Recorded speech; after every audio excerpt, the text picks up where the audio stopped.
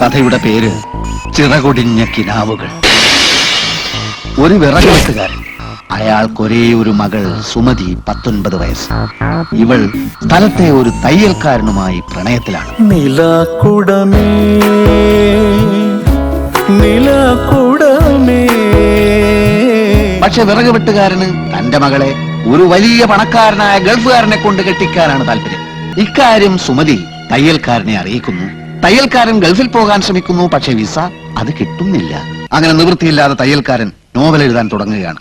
അത്ഭുതമെന്ന് പറയട്ടെ, ഏറ്റവും നല്ല നോവലിനുള്ള സർക്കാർ അവാർഡ് അതിന് കിട്ടുകയാണ്. ഇനി കഥയിൽ ഒരു സർപ്രൈസ് വേണം. ഉണ്ട്. വിറകുവെട്ടുകാരൻ തന്റെ മകൾക്കൊരു ഗൾഫ് ഭർത്താവിനെ ഏർപ്പാടാക്കുന്നു. സുമതി കരഞ്ഞു. തയ്യൽക്കാരൻ ആ കല്യാണം പൊളിക്കാൻ ശ്രമിക്കുന്നു.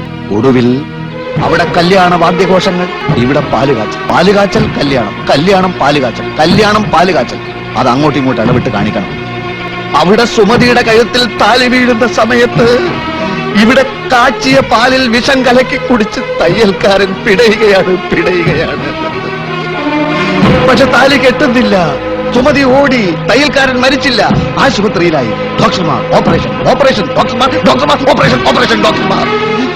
ഒടുവിൽ ആശുപത്രിയിൽ വെച്ച് അവരൊന്നിക്കുകയാണ്. കഴിഞ്ഞിട്ടില്ല. കുറെ കഴിയുമ്പോ എല്ലാരെയും പോലെ അവരും മരിക്കും. എന്നിട്ട് കുഴിച്ചിടും. എന്താ